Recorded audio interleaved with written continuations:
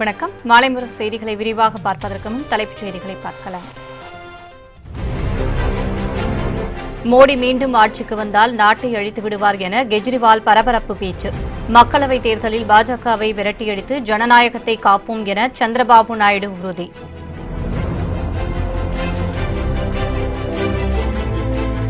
கொல்கத்தா கூட்டணியில் இடம்பெற்ற தலைவர்களில் பலர் ஊழல்வாதிகள். மோடியை அகற்றுவது மட்டுமே அவர்களது நோக்கம் என அமைச்சர் ரவிசங்கர் பிரசாத் குற்றச்சாட்டு.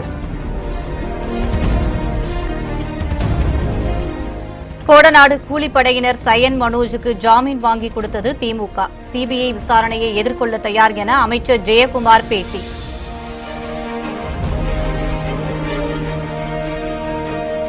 மதுரை ஸ்மார்ட் சிட்டி திட்டப்பணிகளை அடிக்கல் நாட்டி தொடங்கி வைத்தார் ஓ பன்னீர்செல்வம். மக்கள் வரி பணத்தை அவர்களுக்கே வழங்குவது குற்றமா என திண்டுக்கல் சீனிவாசன் கேள்வி.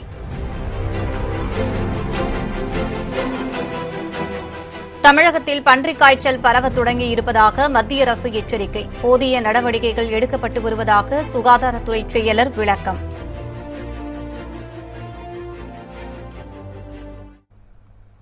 பிரதமர் நரேந்திர மோடி மீண்டும் ஆட்சிக்கு வந்தால் நாட்டை அழித்து விடுவார் என்று டெல்லி முதலமைச்சர் அரவிந்த் கெஜ்ரிவால் மற்றும் ஆந்திர முதலமைச்சர் சந்திரபாபு நாயுடு ஆகியோர் பகிரங்கமாக குற்றம் சாட்டியுள்ளனர்.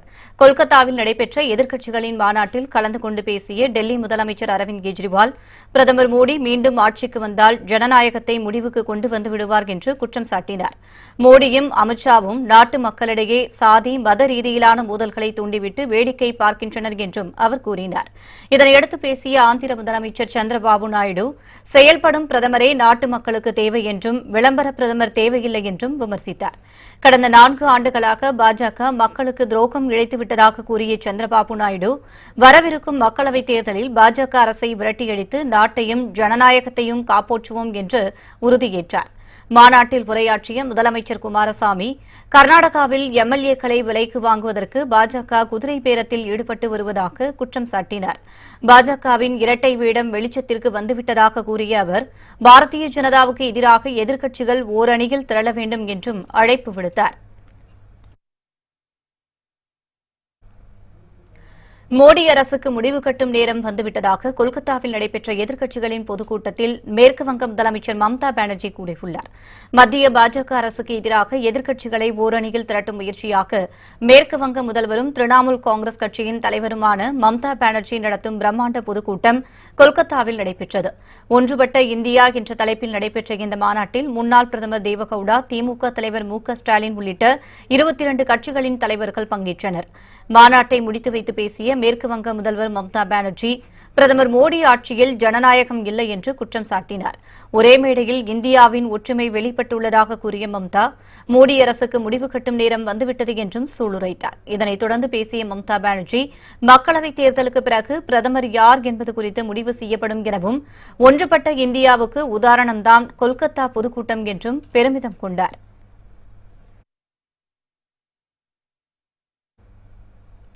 இருவேறு மாநிலங்களில் இருந்தாலும் ஒற்றுமையாக இருப்பதால் வரும் நாடாளுமன்ற தேர்தலில் பிரதமர் மோடி வீழ்வது உறுதி என திமுக தலைவர் மு.க.ஸ்டாலின் தெரிவித்தார்.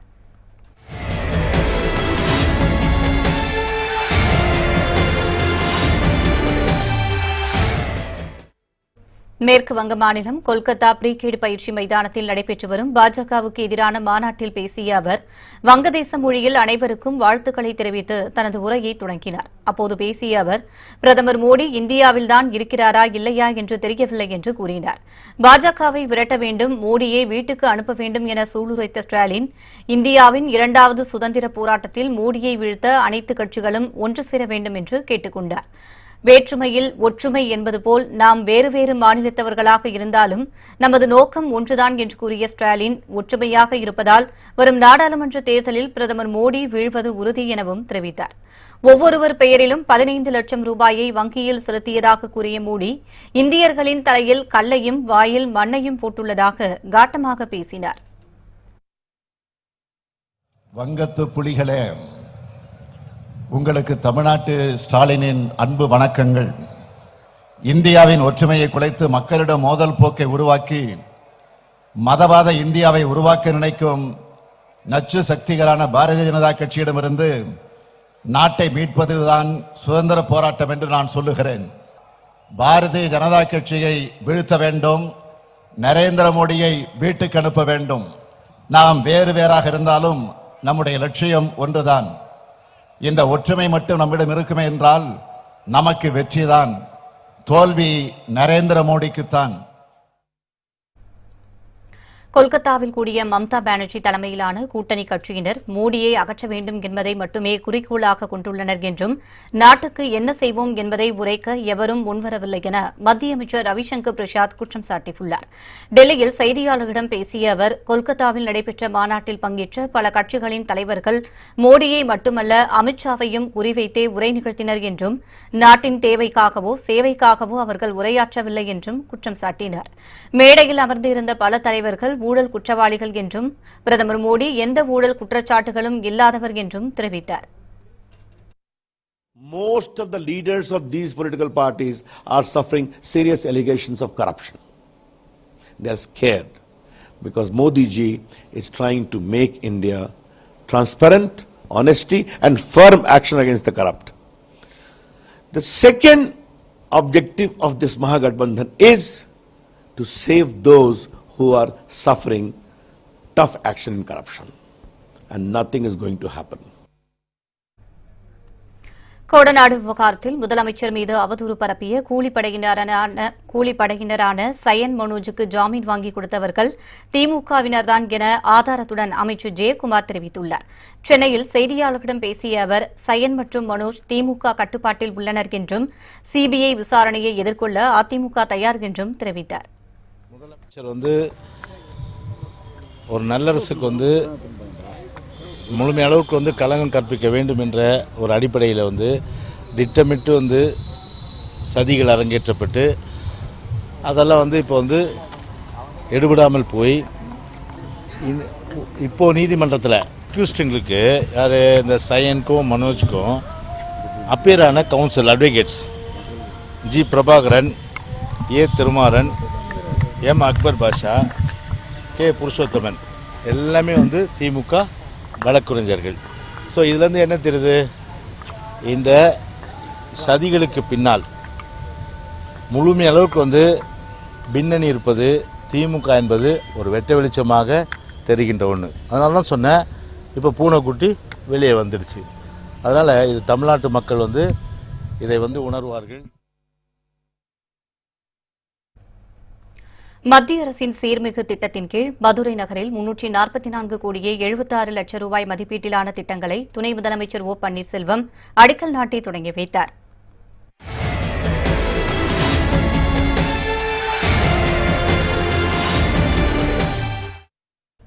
மத்திய அரசின் ஸ்மார்ட் எனப்படும் சீர்மிகு நகரங்களின் திட்டத்தின் கீழ் 1020 கோடி ரூபாய்க்கு பல்வேறு திட்டப்பணிகள் நடைபெறவுள்ளது. அதன் முதற்கட்டமாக மதுரை பெரியார் பேருந்து நிலையம், திருமலை நாயக்கர் மஹால், வைகை ஆறு மேம்படுத்தும் பணி ஆகியவற்றிற்கு மத்திய அரசு 344 கோடியே 76 லட்சம் ரூபாய் வழங்கியுள்ளது. இதனையடுத்து மதுரை பேருந்து நிலையத்தில் திட்டப்பணிகள் தொடக்க விழா நடைபெற்றது. இதில் துணை முதலமைச்சர் ஓ பன்னீர்செல்வம் பங்கேற்று திட்டப்பணிகளை அடிக்கல் நாட்டி தொடங்கி வைத்தார். இந்த நிகழ்ச்சியில் அமைச்சர்கள் திண்டுக்கல் சீனிவாசன், ஆர் பி உதயகுமார், செல்லூர் ராஜு மற்றும் சட்டமன்ற உறுப்பினர்கள், அரசு அதிகாரிகள் திரளாக பங்கேற்றனர். சிட்டி சீர்மிகு நகரம் என்பது மனிதர்கள் தாங்கள் வாழ்ந்திட எதிர்பார்க்கும் வசதிகளை விட அதற்கும் மேலான மேம்படுத்தப்பட்ட தேவையான எல்லா வசதிகளையும் பெற்றிருக்கும் மதுரை மாநகரில் 356.34 கோடி ரூபாய் மதிப்பில் செயல்படுத்தப்பட இருக்கும் சீர்மிகு நகர திட்டப்பணிகளுக்கு அடிக்கல் நாட்டுகின்ற இனிய விழாவைத்தான் நாம் இன்று இங்கு சீரோடும் சிறப்போடும் நடத்தி கொண்டிருக்கிறோம்.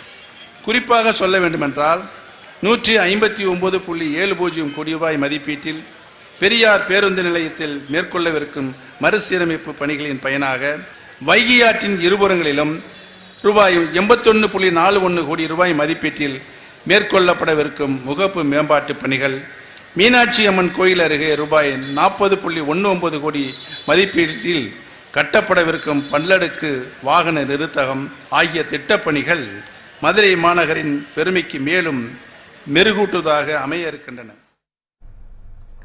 பொங்கல் பரிசாக தமிழக அரசு மக்களுக்கு அளித்த 1000 ரூபாய் மக்கள் வரிப்பணம் என்றும் மக்களின் வரிப்பணத்தை தான் அவர்களுக்கு கொடுத்துள்ளோம் என அமைச்சர் திண்டுக்கல் சீனிவாசன் தெரிவித்துள்ளார்.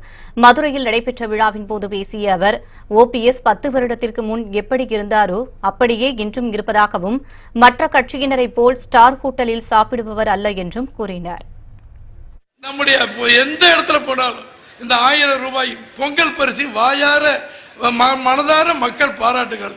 இது அடுத்த வீட்டில் நாங்கள் என்னதான் சொல்றது, ஏன்பா நீங்க உங்க காலத்துல திட்டத்தை போடுங்க, என்னத்துக்கு 1000 கொடுக்குறீங்க, அம்மா 100 ரூபா தானே கொடுத்தேன்னா உங்க போட்டு போதலா மக்கள் வரி பணம் நாங்கள் மக்களுக்கு கொடுக்குறோம் அப்படின்னு சொல்லி என்னுடைய முதலமைச்சர் அவர்களும் துணை முதலமைச்சர் அழகா கொடுத்தாங்க. யாருப்பா அவரு, யாருப்பா நம்மால் தானப்பா பண்ணியிருப்பா, நம்பாலப்பா பெரிய குளத்து பக்கத்தில் எங்க போய் கேட்டாலும் சரி. இன்னைக்கு 10 வருஷம் வரலாறுக்கு பின்னால முதலமைச்சருக்கு பின்னால கொஞ்சம் அஞ்சு நிற்பாங்க. ஐயோ முதலமைச்சர் போய் எப்படி பேசுறது, எப்போதும் அவருக்கு நாங்கெல்லாம் கூடவே தான் இருக்கோம், அப்படியே தான் இருப்பார். அவருக்குன்னு என்ன அதே வேட்டி சட்டை தான், வேற என்னத்தை போய் திங்க போறோம், இட்லி தோசை வீட்டில் இருந்து தான் திங்க போறோம், வேற ஒண்ணுமே மாற்றங்கள் கிடையாது. புதியதாக வந்தவர்கள் அந்த காலத்தில் கொள்ளையடித்து ஊரே கொள்ளையடிச்சவன் குடும்பத்தில் போய் பார்த்தீங்கன்னா அவன் ஸ்டார் ஹோட்டல்ல சாப்பிடுவான். எப்போதும் எங்களுடைய இருக்கிற திடீர்னு பஸ்ஸில் ஒரு நாள் வருவார், லாரியில் ஒரு நாள் வருவாங்க. அந்த மாதிரி முதலமைச்சரும் துணை முதலமைச்சரும்.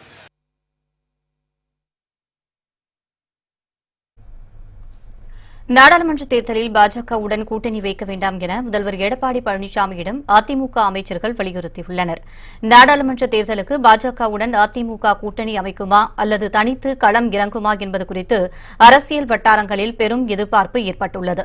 கூட்டணி பற்றி கருத்து தெரிவித்த முதலமைச்சர் எடப்பாடி பழனிசாமி, தமிழக மக்களுக்கு நன்மை செய்யும் கட்சிதான் மத்தியில் ஆட்சிக்கு வர வேண்டும், அதற்குதான் அதிமுக ஆதரவு அளிக்கும் என வெளிப்படையாக தெரிவித்திருந்தார். மேலும் தேர்தல் நேரத்தில் கூட்டணி குறித்து முடிவு செய்யப்படும் என்று துணை முதலமைச்சர் ஓ பன்னீர்செல்வம் கூறியிருந்தார்.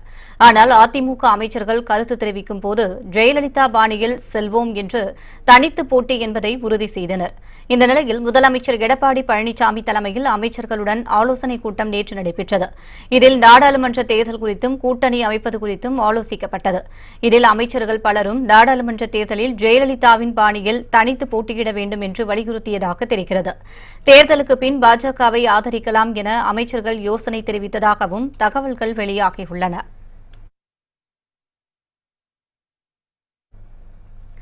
நீட் தேர்வு, கஜா புயல் நிவாரணம் என அனைத்து வகையிலும் தமிழகத்திற்கு உதவாமல் மத்திய அரசு வஞ்சித்து வருவதாக மக்களவை துணை சபாநாயகர் தம்பிதுரை குற்றம் சாட்டியுள்ளார். திருவாரூர் மாவட்டம் திருப்பாம்பரம் என்ற இடத்தில் செய்தியாளர்களிடம் பேசிய அவர், தமிழக பாஜகவினர் தம்மை அவமானப்படுத்துவதுடன் அடிமை எண்ணத்துடன் பார்ப்பதாகவும் குற்றம் சாட்டியுள்ளார்.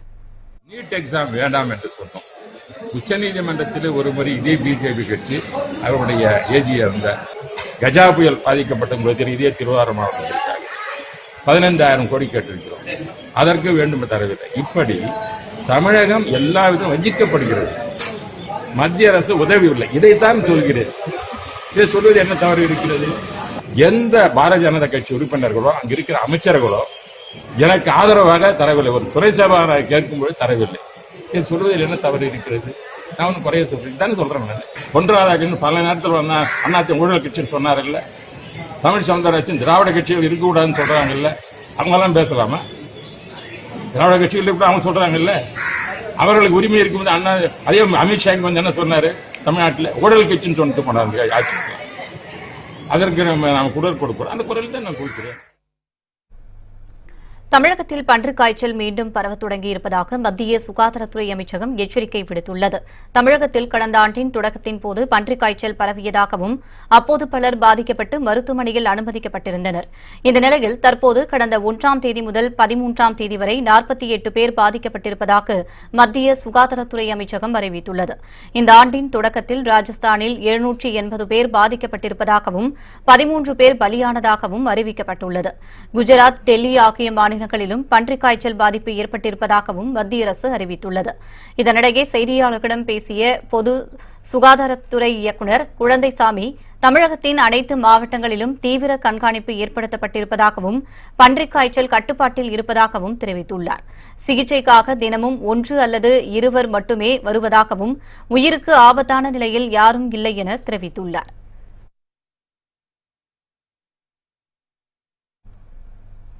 அதிமுகவின் உட்கட்சி பிரச்சினைகள் குறித்து பேசுவதற்கு பாஜக தேசிய செயலாளர் H. ராஜாவுக்கு எந்த உரிமையும் கிடையாது என அக்கட்சியின் துணை ஒருங்கிணைப்பாளர் KP முனுசாமி தெரிவித்துள்ளார்.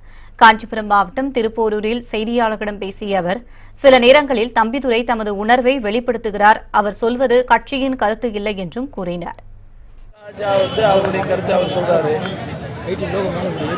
அவங்க கட்சியில் அவர் சொல்ற, எங்க கட்சியில் இருக்கிறது அவர் சொல்றதுக்கு அவருக்கு எந்தவித உரிமையும் கிடையாது. ஒன்று. ரெண்டாவது, எங்க கட்சியோட ஒரு மூத்த தலைவர் திரு தம்பிதுரை சில நேரங்களில் அவருடைய உணர்வுகளை வெளிக்காட்டுறாரு. அதனால அது ஒரு முடிவான நிகழ்வு இல்லை.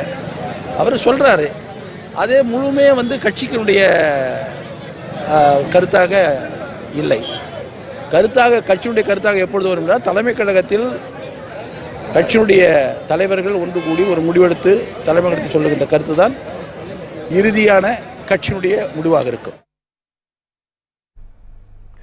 இலங்கை மன்னாரில் தோண்டப்பட்டு வரும் புதைக்குழி ஒன்றில் நூற்றுக்கணக்கான தமிழர்களின் பிணங்கள் கண்டெடுக்கப்பட்ட சம்பவம் பெரும் அதிர்வலைகளை ஏற்படுத்தியுள்ளது.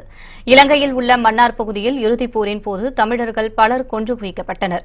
மேலும் ஏராளமானோர் மாயமானதாக ஐக்கிய நாடுகள் சபை வரை புகார் தெரிவிக்கப்பட்டு விசாரணைகள் நடைபெற்று வருகின்றன.